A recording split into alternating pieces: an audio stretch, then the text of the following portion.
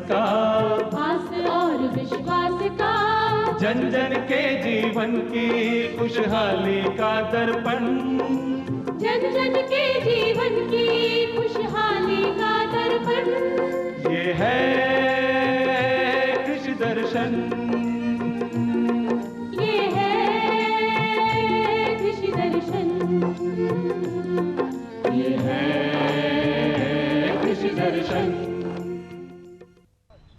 किसान भाइयों नमस्कार। कृषि दर्शन कार्यक्रम में आपका स्वागत है।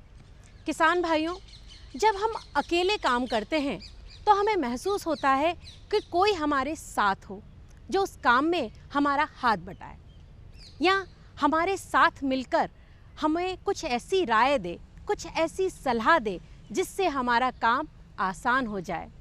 हमारा प्रोग्राम हम सभी आपके साथ एक ऐसे मित्र के रूप में है जो आपके खेती बाड़ी के काम को कैसे आसान किया जा सके, कैसे उसे उन्नत किया जा सके, ऐसी सारी जानकारियाँ इस कार्यक्रम के माध्यम से आप तक पहुँचाने का प्रयास करते हैं। ये कार्यक्रम आपके लिए है, तो हम कोशिश करते हैं कि उन सभी चीज़ों को हम इसमें शामिल करें। आज भी बहुत सारी जानकारियाँ लेकर हम हाजिर हुए हैं आपके लिए, लेकिन जैसा कि आप जानते हैं कि कार्यक्रम में सबसे पहले वक्त होता है खबरें खेती की। किसान भाइयों नमस्कार, खबरें खेती की में आपका स्वागत है। आइए देखते हैं खेती से जुड़ी आज की कुछ खास खबरें। पोषण युक्त भोजन के लिए मृदा का स्वस्थ होना जरूरी। कृषि विश्वविद्यालय बीकानेर के कुलपति ने गांवों को स्मार्ट बनाने के निर्देश दिए। मृदा स्वास्थ्य कार्ड, मिट्टी की जन्म पत्री और किसान भाई सरसों में दूसरी सिंचाई 60 दिन के बाद करें। कृषि महाविद्यालय श्री गंगानगर के कृषि वैज्ञानिकों ने कहा कि पोषक तत्व से भरपूर अनाज के लिए मृदा का स्वस्थ रहना जरूरी है। कृषि महाविद्यालय श्री गंगानगर के द्वारा विश्व मृदा दिवस कार्यक्रम आयोजित किया गया। कार्यक्रम में किसानों और राष्ट्रीय सेवा योजना के छात्रों ने भाग लिया। कार्यक्रम को संबोधित करते हुए कृषि वैज्ञानिक डॉक्टर गौर मोहन माथुर ने कहा कि स्वस्थ अनाज उत्पादन के लिए मृदा को स्वस्थ रखना जरूरी है। मृदा में पोषक तत्वों की कमी भोजन और चारे पर भी प्रभाव डालती है। रिसर्च बताते हैं कि पिछले 7 दशक के दौरान थाली में विटामिन सहित कई पोषक तत्वों की कमी आई है। मृदा को बचाने के लिए किसान और युवा इसके संरक्षण पर ध्यान दें, संतुलित मात्रा में उर्वरक का उपयोग करें। कार्यक्रम को सत्यनारायण साइच ने भी संबोधित किया। उन्होंने कहा कि दुनिया भर में अधिकांश लोग सूक्ष्म पोषक तत्वों की कमी झेल रहे हैं। इससे छिपी हुई भूख को बढ़ावा मिल रहा है। महाविद्यालय के डॉक्टर चंद्रभान ने बताया कि मिट्टी का जीवन खनिजों और जैविक घटकों से बना हुआ है। राष्ट्रीय सेवा इकाई प्रभारी डॉक्टर दशरथ सागर ने बताया कि कार्यक्रम के दौरान पोस्टर प्रतियोगिता भी आयोजित की गई। विजेता रहे छात्रों को पुरस्कृत किया गया। सभी विद्यार्थियों को मिट्टी पानी प्रयोगशाला का भ्रमण करवा करके पोषक तत्व जांच की प्रायोगिक जानकारी भी दी गई। कृषि विश्वविद्यालय बीकानेर के नवनियुक्त कुलपति डॉक्टर अरुण कुमार ने कृषि विज्ञान केंद्र आबूसर का अवलोकन किया। इस मौके पर उन्होंने चयनित गांवों को स्मार्ट बनाने पर निर्देश दिए। कृषि विश्वविद्यालय बीकानेर का पदभार संभालने के बाद कुलपति डॉक्टर अरुण कुमार ने कृषि विज्ञान केंद्र आबूसर का निरीक्षण किया। उन्होंने वैज्ञानिक बैठक को भी संबोधित किया। बैठक में कुलपति डॉक्टर अरुण कुमार ने स्मार्ट विलेज विकास पर जोर दिया। उन्होंने कहा कि विश्वविद्यालय के द्वारा चयनित गांवों का सर्वांगीण विकास किया जाए, जिससे किसानों को कृषि क्षेत्र में होने वाली हर छोटी बड़ी जानकारी सहजता से मिल सके। बैठक को विश्वविद्यालय के प्रसार शिक्षा निदेशक डॉक्टर सुभाष चंद्र और कृषि महाविद्यालय के अधिष्ठाता डॉक्टर IP सिंह ने भी संबोधित किया। कृषि विज्ञान केंद्र के वरिष्ठ वैज्ञानिक डॉक्टर दयानंद ने बताया कि कुलपति को केवी के बीज उत्पादन फार्म, क्रॉप म्यूजियम, नर्सरी इकाई, शेडनेट इकाई, नेपियर इकाई और बीज प्रसंस्करण सहित सभी इकाइयों का भ्रमण करवाया गया।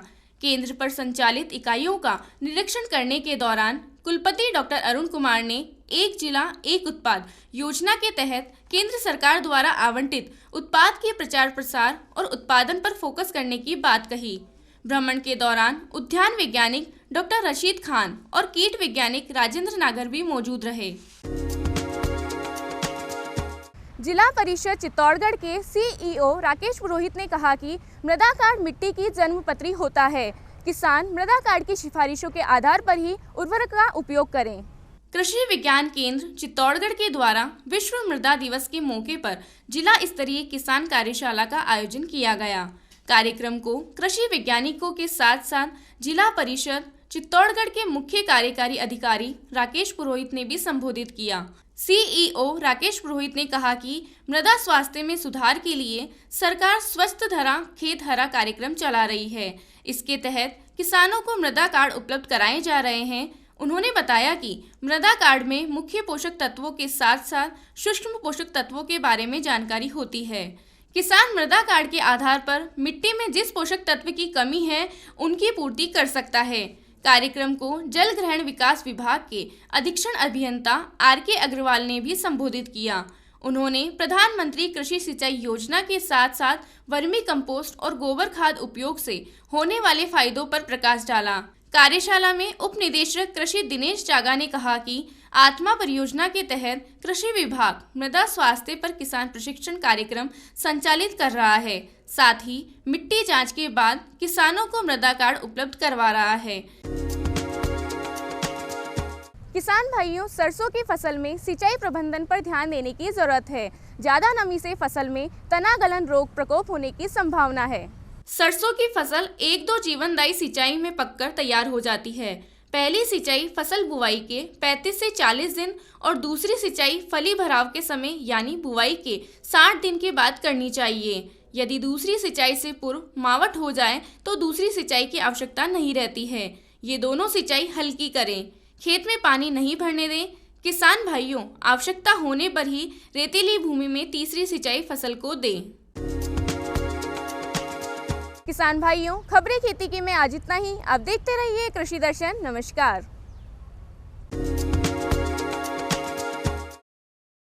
किसान भाइयों, यदि हम अकेले अपने अनुभवों से काम करेंगे तो ये जीवन हमें कम लगेगा। इसलिए ये बहुत ज़रूरी है कि हम दूसरे के अनुभवों से सीखें, उन प्रयोगों को करें जो किसी और ने किए हैं, उन अनुसंधानों को जानें जो कोई और कर रहा है। ये बहुत ज़रूरी है आगे बढ़ने के लिए।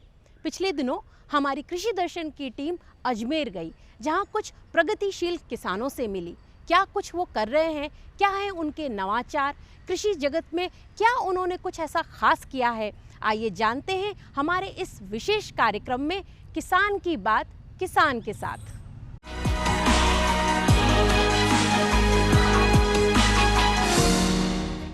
किसान भाइयों नमस्कार, राम राम। भारत सरकार के कृषि मंत्रालय के कार्यक्रम कृषि दर्शन में आप सभी का स्वागत और अभिनंदन। किसान की बात किसान के साथ, जैसा कि आप जानते हैं कि हम जहां भी जाते हैं वहां के किसानों से आपको मिलवाते हैं, इसीलिए हमने शुरू किया है किसान की बात किसान के साथ। आज हमारी टीम आ पहुंची है अजमेर और इस समय हम हैं अजमेर के कृषि विज्ञान केंद्र में और हमने यहाँ कार्यक्रम में आमंत्रित किया है अजमेर ज़िले के कुछ प्रगतिशील किसानों को। अलग अलग काम करते हैं, कुछ फूलों की खेती करते हैं, कुछ जैविक खेती करते हैं, कुछ मशरूम इकाई लगा के खेती करते हैं और कुछ भेड़ पालन करते हैं, बकरी पालन करते हैं। अब आपको मिलवाते हैं किसान की बात किसान के साथ में। इस समय हमारे साथ हैं अजमेर ज़िले के सरादना गांव के रहने वाले रूपचंद जी। रूपचंद जी फूलों की खेती के लिए विख्यात है। इनके यहाँ ऐसा कौन सा फूल है जो इनके खेत पे नहीं है, आइए जानते हैं किसान की बात किसान के साथ। रूपचंद जी आपका स्वागत, अभिनंदन, नमस्कार। अब आप बताइए, आपके खेत पर आपने क्या क्या लगा रखा है? फूलों की खेती के लिए आप विख्यात हैं, कैसे आपने खेती शुरू की, क्या क्या लगाया, कितना कारोबार होता है, कहाँ बेचने जाते हैं, ये सब हमारे किसान भाई आपसे जानना चाहते हैं। नमस्कार किसान भाइयों, मैंने सबसे पहले गेंदे की फूलों की खेती स्टार्ट की है और इस गेंदे की खेती के साथ साथ हम इंटरक्रॉपिंग खेती सब्जियों के साथ में भी ये फूलों की खेती बुआई करते हैं, तो दोनों फसल पैदा हो जाती है। इसके साथ साथ में हमने फिर 5 बीघा फूलों की खेती की, फिर गुलदावरी की पौध हमने मंगवाई। उसके बावजूद धीरे धीरे गुलदावरी है, गेंदा है, मैरीगोल्ड है, कलकत्ती है, अस्टर है, नवरंगा है, ये सरब जो अपनी गुलदावरी बोलते हैं जो शिमला से आती है वो है, मतलब अनेक प्रकार की जितने भी अपने यहाँ फूल होते हैं, गुलाब है, ये सब की खेती करते हैं हम। और अभी आज की तारीख में हमारे 40 बीघा फूलों की खेती है। आमदनी आज 1 बीघा फूल जो बुआई करते हैं, उस 1 बीघा फूलों में आज 5000 पौधे लगाते हैं। 5000 पौधों की इनकम आज अपन एक पौधों की 500 ग्राम फूल मान के चलें तो 2500 किलो फूल होते हैं। 2500 फूलों को आज 50 रुपये किलो प्रति किलो के हिसाब से भी माने तो भी अपन 1 लाख रुपए ये फसल 1 बीघा की अनुमानित इसमें अपनी पैदावार हो जाती है। इसको फूलों को हम अपने अजमेर के अलावा, राजस्थान के अलावा अपन बाहर भेज सकते हैं। कहीं भी भेजो, अपना जो डिमांड के अनुसार इसको हम बाहर भेजते हैं। सूरत है, बड़ौदा है, ये अपने पंजाब है, दिल्ली है, जयपुर है। अपन डिमांड के अनुसार सभी जगह इन फूलों की का व्यापार करते हैं। इसके साथ साथ ही हम नर्सरी की, जो इन फूलों की नर्सरी है, उसकी भी पौध लगाते हैं, जो सब किसान भाइयों को हम देते हैं। और टोटल जो पौध है हम हाइब्रिड पौध लगाते हैं। नमस्कार किसान भाइयों। जब बात फूलों की हो रही है तो ओम प्रकाश जी हमारे साथ हैं, अजमेर जिले के एक और प्रगतिशील किसान जो नर्सरी करते हैं। आइए जानते हैं कि इन्होंने कैसे नर्सरी का खेती और नर्सरी का कारोबार आगे बढ़ाया। आइए जानते हैं ओम प्रकाश जी से। हम जो नर्सरी बनाते हैं, जैसे बैंगन, टमाटर, मिर्ची, मतलब सारी किस्में, मतलब जैसे सब्जी हो गई, फूल हो गए, मतलब जैसे फूल के अंदर मान के चलो हम सारे हाइब्रिड पौधे लगाते हैं। मेरीगोल्ड हो गया, ऑरेंज गेंदा हो गया, कलकत्ती हो गई। दूसरे मतलब सब किसानों को अवेलेबल करवाते हैं हम यहाँ से। जैसे गेंदा, हाइब्रिड गेंदा है, जैसे कि कॉस्ट आती है 1 रुपये, तो हम उनको 2 रुपये के अंदर देते हैं कि उनमें हमारा खर्चा भी हो जाता है। और दूसरी चीज़ ये है कि हमने जैसे नर्सरी तैयार की तो 2 बाई 5 की नर्सरी तैयार बनाते हैं हम। उसकी कॉस्ट करीबन 1000 रुपये की समथिंग आती है, तो हम उसको 1500 रुपये में बेचते हैं। और हर फूलों के बारे में हर नई नई वेराइटियाँ और हर नई नई जगह से अवेलेबल मंगवाते हैं हम और हर किसान को देते हैं। कि हम सोचते हैं कि हम जैसे आगे बढ़े, हर किसान आगे बढ़े, हर किसान आगे बढ़े। और हर नई नई फूलों की नई नई वेराइटियाँ हैं कि नई नई वेराइटियाँ हम किसानों को अवेलेबल करवाते हैं। और हम भी जैसे कि मानो बेंगलोर, कलकत्ता, कर्नाटक, हर जगह से अलग अलग वेराइटियाँ मंगवाते हैं फूलों की और अलग अलग स्टेट के अंदर भिजवाते हैं। और जैसे मान लो अपना ऑल इंडिया सप्लायर है हमारा, कि कहीं भी फूलों की पौध मांगे हर जगह दे देते हैं हम। आप देख रहे हैं किसान की बात किसान के साथ, और इस समय हम हैं अजमेर के कृषि विज्ञान केंद्र में। और इस समय हम रूबरू हो रहे हैं अजमेर जिले के प्रगतिशील किसानों से। जैविक खेती करते हैं बाबू सिंह जी रावत हमारे साथ हैं। किसान की बात किसान के साथ कार्यक्रम का हिस्सा बनने जा रहे हैं। आपको बताते हैं कि किस तरह से जैविक सब्जियों का उत्पादन करते हैं, जैविक माध्यमों से खेती किसानी को आगे बढ़ा रहे हैं। आइए जानते हैं किसान की बात किसान के साथ में बाबू सिंह जी रावत की सफलता की कहानी जैविक खेती में। मैं पिछले 5-6 साल से जैविक खेती कर रहा हूं और उसमें सब्जियां कर रहा हूं। सब्जियों के अंदर जैसे सभी तरह की सब्जियां मैं उगा रहा हूं और तैयार कर रहा हूं। इसमें मेन ये कारण है कि मैं सब्जियों के बारे में क्या क्या व्याधियां आती है, क्या प्रॉब्लम आती है, उसके बेचने में क्या दिक्कत आती है, उसके लिए मैं किसानों को चित्तौड़ प्रांत के 12 ज़िले हैं उनमें किसानों को मैं सिखाता हूं। और मैं खुद भी कर रहा हूँ। खुद करने में इसके बेचने में बड़ी दिक्कत आई थी, लेकिन अब मैं क्या है कि मैंने कुछ ऑफिसेज के अंदर मेरा पर्सनल हिसाब से मैंने जाके और करा है। तो मेरे जैसे पालक वगैरह है, पालक है, मेथी है, जो सबसे सस्ती सब्जी है वो मेरी 100 रुपये किलो जाती है। 80 रुपये किलो से कम कोई जाती ही नहीं। भिंडी है, टमाटर है, मिर्ची है, बैंगन है, लौकी है, तुरई है ये सब सब्जियां मैं एक्सपेरिमेंट बेस पे कर रहा हूं और जो बचती है उसको मैं बेचता हूं। और उसके लिए मैंने कुछ ऑफिसेज पकड़ रखे हैं। उन ऑफिसेज में अफसर भी बैठते हैं और कर्मचारी भी है, और वो कर्मचारी लोग लेते हैं। और इसमें क्वालिटी का ध्यान रखा जाए। और एक इसमें सबसे बड़ी बात है जैविक खेती में कि ईमानदारी होनी चाहिए। अगर ईमानदारी नहीं है तो आपका आगे नहीं चलेगा लंबा। अगर आप ईमानदारी से अगर कर रहे हैं, उसमें कोई पेस्टिसाइड नहीं काम में ले रहे हैं, कोई भी किसी प्रकार का केमिकल काम में नहीं ले रहे हैं, डीएपी यूरिया काम में नहीं ले रहे हैं और वो कर रहे हैं, तो वो बहुत ही अच्छा है। और इसमें सच्चाई होनी चाहिए, पेशेंस होना चाहिए। इससे हमारा कार्बन की जो मात्रा है वो ग्लोबल वार्मिंग में है, इसमें बहुत फ़ायदा है। और मैं तो ये कहता हूँ किसान भाइयों, सबको जैविक खेती अपनाना ज़रूरी है। जैविक खेती ही की जावे ताकि हमारा स्वास्थ्य अच्छा रहे। और उसमें मैं एक बात बताऊं, मेरे जो नज़र है, पहले 2 नंबर का चश्मा चलता था, वो चश्मा हट गया है जैविक खेती की वजह से। मैं 79 साल का हूं और ये जैविक का कमाल है कि मैं अभी भी तंदुरुस्त हूँ। मैं खुद काम कर रहा हूँ और खुद ये जैविक की तैयारी करता हूँ, जैविक निकालता हूँ, बनाता हूँ। तो ये बहुत बढ़िया बात है। अगर सारे किसान हमारे थोड़ा थोड़ा एरिया में खुद के स्वास्थ्य के लिए, खुद के परिवार के लिए, खुद के गांव के लिए उनको ये करना है। और जैविक का है। बहुत बहुत धन्यवाद। किसान की बात किसान के साथ में अब समय हो गया है एक ऐसे युवा किसान से मिलने का जो मधुमक्खी पालन से अपना उत्पादन करते हैं और साथ ही शहद उत्पादन करते हुए अपनी खेती किसानी के कारोबार को वाणिज्यिक खेती की तरफ मोड़ रहे हैं। हमारे साथ है अजमेर जिले के प्रगतिशील किसान आशीष शर्मा जी। आपसे मिलते हैं और जानते हैं किसान की बात किसान के साथ में आप क्या साझा करना चाहते हैं। मैं मधुमक्खी पालन कर रहा हूँ। तो अभी तक सबने ये सुना था कि बकरी पालन होता है, भेड़ पालन होता है, मुर्गी पालन होता है। इसी प्रकार आज मैं आपको थोड़ी सी जानकारी देना चाहूँगा मधुमक्खी पालन को लेके। मधुमक्खी पालन एक ऐसा तरीका है खेती का जिसमें कि हम शहद का उत्पादन करते हैं।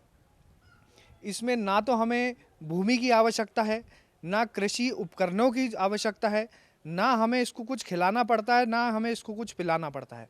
और फिर भी ये सूरज की पहली किरण के साथ मधुमक्खी अपने घर से निकलती है, फूलों पे जाती है, रसायन इकट्ठा करती है और वो अपने घर में लाके उसका शहद बनाती है और वो शहद हमें देती है।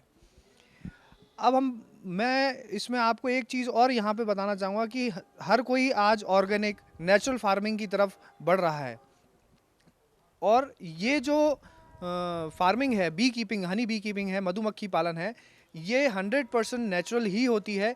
क्योंकि जहाँ दवा का स्प्रे होगा, जहाँ दवा होगी, वहाँ पे ये मधुमक्खी जाएगी और ये मर जाएगी। तो इस प्रकार ये शहद हमेशा आपको ओरिजिनल ही मिलेगा। अब मैं इसमें ये और बताना चाहूँगा आपको कि जिस खेत के पास में मधुमक्खियाँ होती हैं उस खेत की पैदावार 1.5 गुनी बढ़ जाती है। क्यों? क्योंकि मधुमक्खी एक फूल से दूसरे फूल पे जाती है और परागीकरण करती है। जैसे जैसे मधुमक्खी एक फूल से दूसरे फूल पे जाएगी वो परागीकरण करेगी। उसी के साथ में जो फूल में कच्चा बीज होता है उस कच्चे बीज को ये अपने पैरों में लेके उड़ती है और वो ज़मीन पे गिरा देती है। उसकी वजह से पैदावार और बढ़ती है, फूल और ज़्यादा आता है, पौधे और ज़्यादा लग जाते हैं। और जो ये पोलन होता है ये नेचुरल सोर्स ऑफ प्रोटीन है जो कि 100% वेजिटेरियन प्रोटीन है। ये भी हमें मधुमक्खी के द्वारा ही प्राप्त होता है। ऐसे अलग अलग इसके प्रोडक्ट्स हैं, जैसे रॉयल जेली होता है, ये भी एक सुपर फूड है जो हमें सिर्फ और सिर्फ मधुमक्खी के द्वारा ही प्राप्त होता है। मधुमक्खी अपना जो छत्ता बनाती है वो मोम का होता है। जो मोम है वो भी बिकता है, कॉस्मेटिक इंडस्ट्रीज़ में बिकता है। उसी के साथ में इसमें प्रोपोलिस होता है जो कि एक दवा के रूप में काम आता है। टिंचर उसको दिया जाता है जिसकी बोन्स वीक होती हैं या जिनके दांतों में कोई परेशानी होती है। ऐसे ही ये एक अलग व्यवसाय है जो किसान पूरा साल एक इंडिपेंडेंट यूनिट लगा के कर सकता है और निरंतर इससे कमाई ले सकता है। हर महीने शहद निकलता है, हर पूरा साल शहद निकलता है। आप सिर्फ शहद का काम करना चाहते हैं, आप सिर्फ शहद का काम भी कर सकते हैं। मेरा नाम हीरा सिंह है और ग्राम मायापुर का रहने वाला हूँ, ज़िला अजमेर, राजस्थान। मैं छोटा सा एक किसान हूँ। जो बंजर ज़मीन थी हमारे, उस बंजर ज़मीन के अंदर मैंने अनार और बेर का बगीचा लगाया। तो अनार की मेरे पास 2 वैरायटी है, सिंदूरी और भगवा, और बेर की 5 वैरायटी है, गोला, सेम और उमरान, मुंडिया, थाई एप्पल। तो इनमें से बंजर ज़मीन में मेरा अच्छा प्रोग्रेस चल रहा है और जैसे कम पानी के अंदर ज़्यादा मुनाफा ले रहा हूँ और इसी से अच्छा प्रोग्रेस चल रहा है। जैसे अनार कम पानी चाहिए और बंजर ज़मीन के लिए अच्छी उपयुक्त है। बेर है जो बेर 5 क्वालिटी लगा रखी मैंने, तो हर 15-15 दिन के अंतर में ये चलती रहती है और इसलिए बेर भी 1 नंबर की क्वालिटी है। हमारे ज़िले में करीबन पानी की कमी रहती है, इसलिए मैं जो खेती कर रहा हूँ वो कम पानी खर्च करके खेती कर रहा हूँ। तो सब्जियों की खेती करता हूँ और ड्रिप के ऊपर खेती करता हूँ। ड्रिप से हमारे पानी बहुत कम लगता है और खेती के अंदर लागत कम आती है। इससे ये माननीय प्रधानमंत्री जी का जो एक नारा है ना कि पर ड्रॉप मोर क्रॉप, उसके अनुरूप मैं खेती कर रहा हूँ कि एक पानी की बूंद से अधिक खेती पैदावार कैसे ली जाए।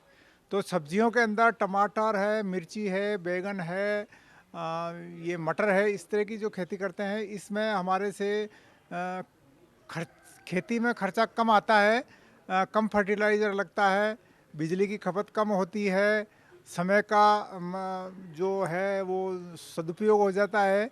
तो हम मतलब क्या है कि ज़्यादा से ज़्यादा ये ड्रिप की खेती करते हैं और इससे हमको बहुत ज़्यादा फ़ायदा हो रहा है। और मैं तो सभी किसान भाइयों से कहूँगा कि आज के युग के अंदर जो पानी की कमी है उसको मतलब ड्रिप से बचाया जा सकता है। ड्रिप के ऊपर जो खेती करेंगे उससे आपको क्वालिटी भी अच्छी मिलेगी, दवाइयों को कम छिड़काव करना पड़ेगा।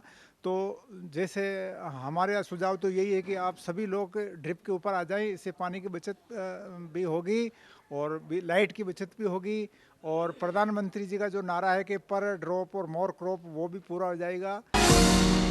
मैं दलहन में सीड प्रोडक्शन का काम करता हूँ। मेरा सब्जेक्ट तो कॉमर्स है, लेकिन मैंने अपने सब्जेक्ट को हटाकर फिर इस खेती के मामले में अपने को इसमें काम करना लगाया और मैं केवीके से जुड़ा हुआ हूँ।